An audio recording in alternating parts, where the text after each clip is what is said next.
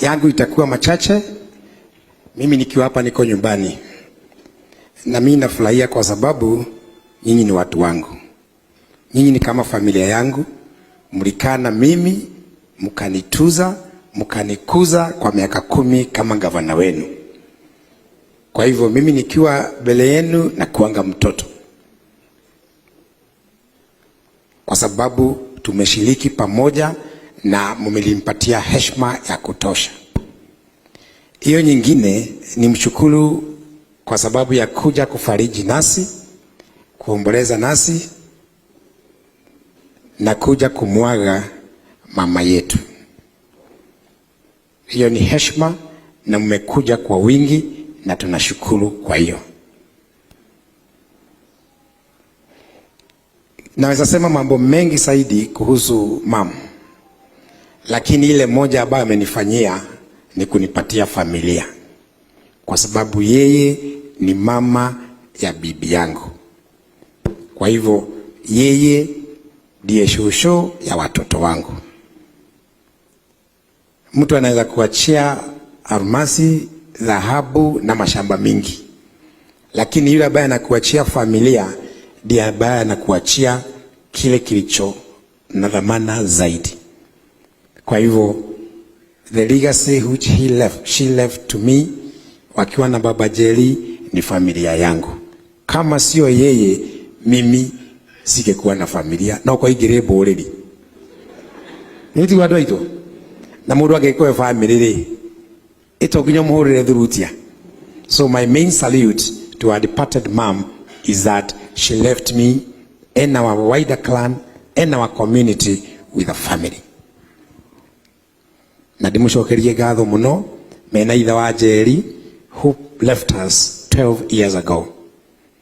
Hiyo miaka 12 ambayo Silas, who was my father, who is still my father-in-law, passed on, we were under the care of our mother-in-law. Alikuwa yeye ndiye baba na ndiye mama wa familia hii. Ametutunza, ametulida na hakuja kuwa na chochote ambacho kimembidi atafute usaidizi kutoka nje ili aweze kuweka pamoja hii familia yetu. She has been my father-in-law and my mother-in-law at the same time, a role which she played perfectly. Kwa hivyo tukimwaga, kwa sababu baba alienda beleni, we are bidding goodbye to somebody who was taking a dual role. Kazi ya mama na kazi ya baba, na akaifanya kwa ustadi mkubwa. Na kwa hivyo ninamshukuru na ninamtuma akikuta baba amwambie tuko salama, na alifanya ile kazi ambayo alikuwa amemwachia. Hiyo nyingine ni ya kwamba yeye alikuwa amejitayarisha. Na alikuwa ametayarishwa na Mungu pia. Aliitwa tarehe 1 mwezi wa 5. Hiyo ni Labor Day. Hiyo ni sikukuu kote ulimwenguni ya wafanyikazi. Lakini kwa sababu kazi yake ilikuwa imeisha, kukafanywa sherehe ulimwenguni kote. Na siku ya wafanyikazi, yeye akaacha kazi yake hapa ulimwenguni na akaanza kazi nyingine katika ufalme wa Bwana.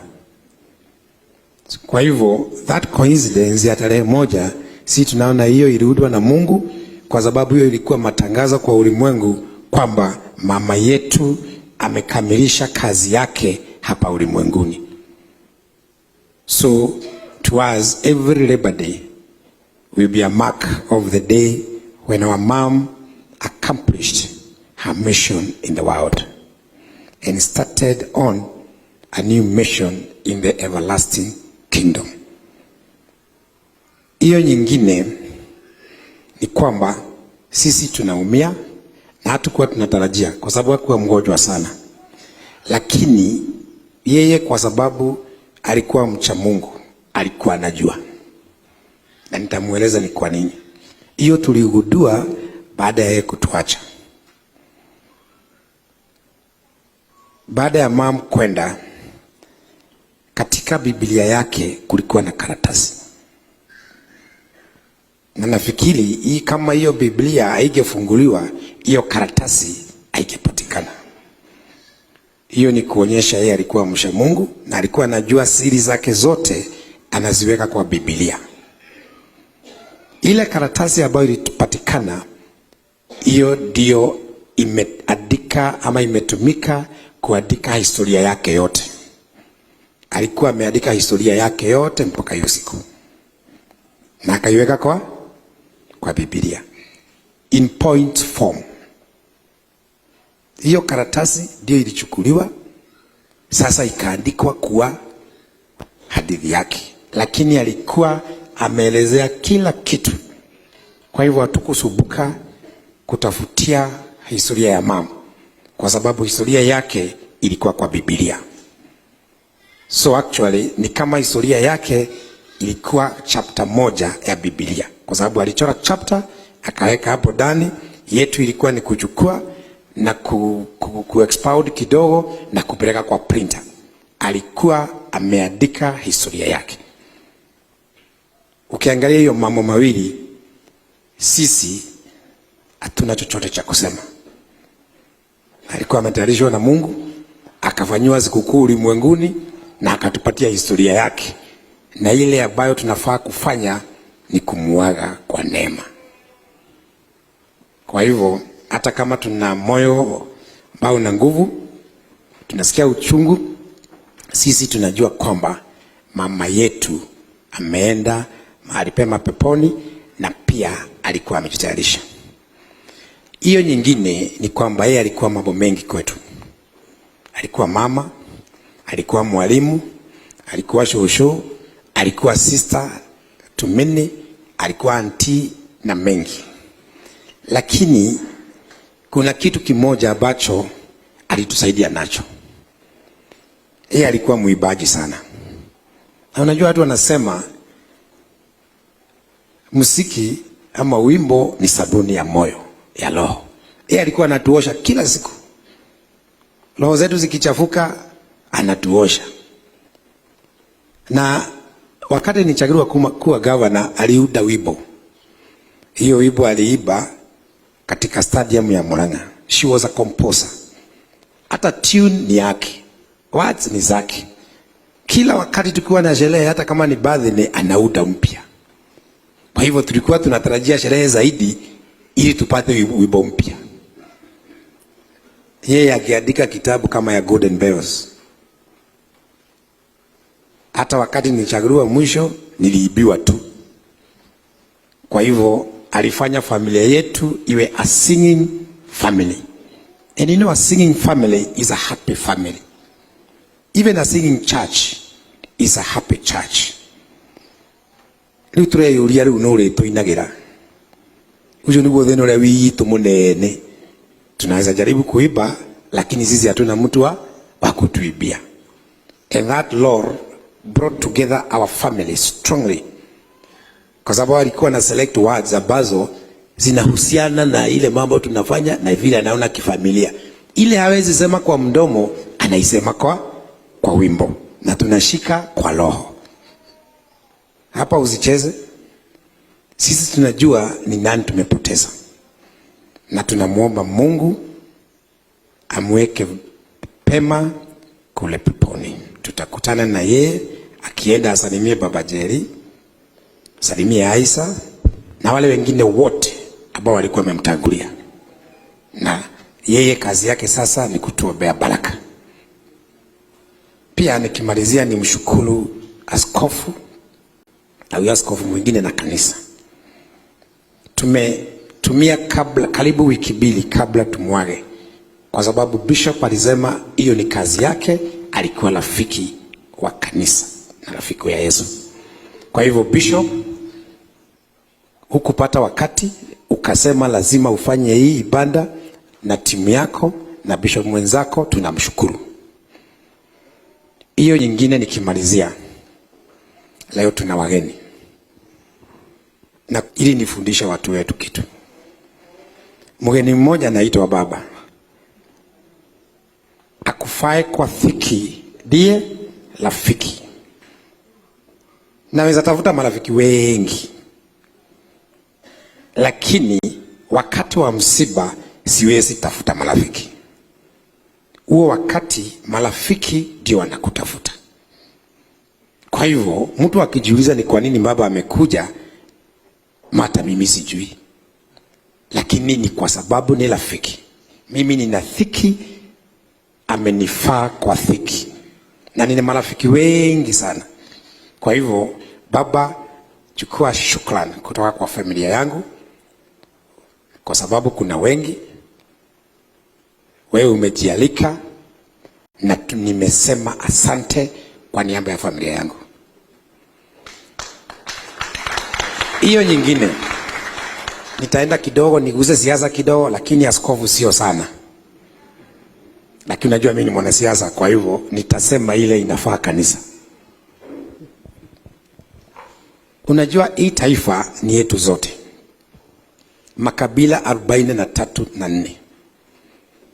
Na ukitaka taifa ianguke, leta uhasama wa ukabila. Watoto wetu sisi kama Wakikuyu wanafanya biashara Kisumu, wanafanya Kapenguria, wanafanya popote. Wakiwa huko hawaishi na sisi hapa, wanaishi na wengine. Urafiki kati yetu na makabila 43 hata huko kwa Biblia. Kwa sababu kukiwa na uhasama, sisi hasa Wakikuyu ndio tutaumia zaidi. Sisi ni wengi na sisi huwa kila mahali tukijitafutia. Kwa hivyo ningeomba wanasiasa tuhubiri umoja wa taifa, na hasa kutoka kwa nchi ya Wakikuyu, kwa sababu shida ikipotea, wale wakuumia kwanza ni sisi. Kwa hivyo wale ambao wanahubiri siasa za ukabila kati ya Wakikuyu na Wajaluo waende kanisa. Hiyo uhasama sisi hatutaki.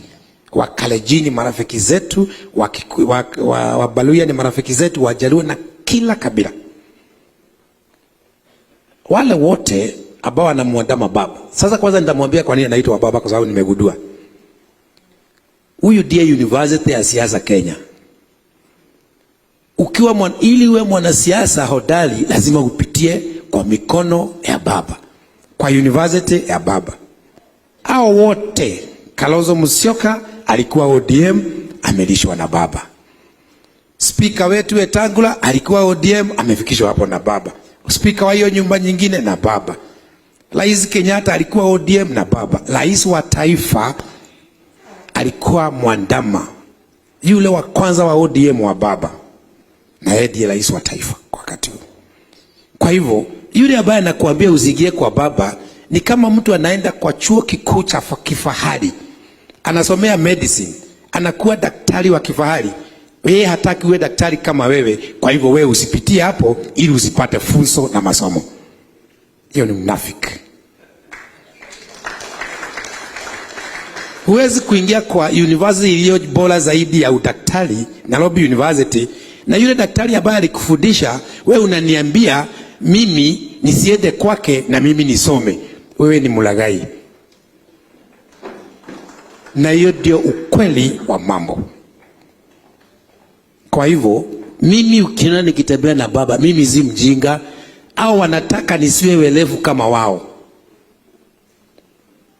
Walitembea huko wakapata shahada, wakafungua shule zao, sasa ndio wanatutawala. Lakini wa Iria, ili asipate shahada asipitie hapo, nitapitia hapo, baba unisomeshe.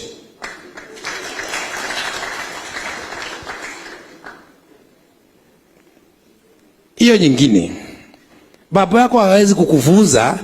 Ukihitimu na wewe unaweza kutukana yule alikuwa baba yako, wewe utapata laana. Hata ni bora unyamaze.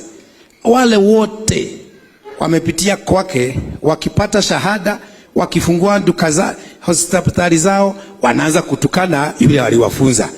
Waokoke. Unaweza fanya siasa bila hasa kutumia matusi na bila kuwahujumu wale ambao wamekufanya ufike mahali umefika. Na ndio sababu mimi, kwa sababu niliacha siasa za Murang'A kidogo, hata zisubuage Kang'ata ili aseme ni mimi nataka kufanya siasa za kitaifa, na mwalimu wangu wa kwanza atakuwa baba. Wewe baba unifundishe kabisa, na uzibakishe lesson kidogo, ili hata mimi niife nikue kama wao, na pia nikue kiongozi wa Kikuyu. Huwezi kuwa kiongozi wa Kikuyu kama hujapitia kwa makabila zingine.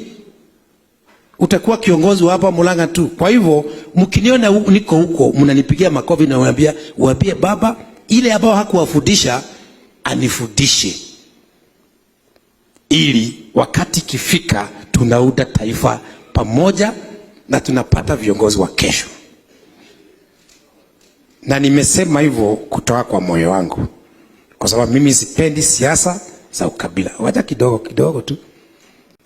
Kwa hivyo nimesema hivyo kwa sababu imefika wakati watu wakionekana na baba, watu wengine wanasema huyo ni mtu mbaya, na wao wamekaa na wao miaka nenda miaka rudi. Kwa hivyo ile ambayo tunafuata, na nataka kushukuru kanisa ya Anglican, ni maslahi ya mwananchi wa kawaida. Mimi siwezi kuona mwananchi akiumia ati kwa sababu naogopa nipige makofi. Wabunge wetu wote waambiwe hiyo bill ya kuongeza gharama ya maisha ikienda huko waangushe, na mkae kwa TV muone kama Dede anaangusha. Akiangusha makofi kwa Dede, asipoangusha unamuuliza kwani unafanyia nani kazi? Na wengine nani huyo? Hiyo nyingine, nataka kuwashukuru kanisa ya Kianglikana kwa sababu ya kuchukua hiyo msimamo. Hatuna shuki na mtu, lakini tunataka kuona gharama ya maisha imeshuka na taxes zimeenda chini. Sitaki kusema mengi. Asante kwa kushikilia familia yetu kwa wakati huu. Nataka kumwalika baba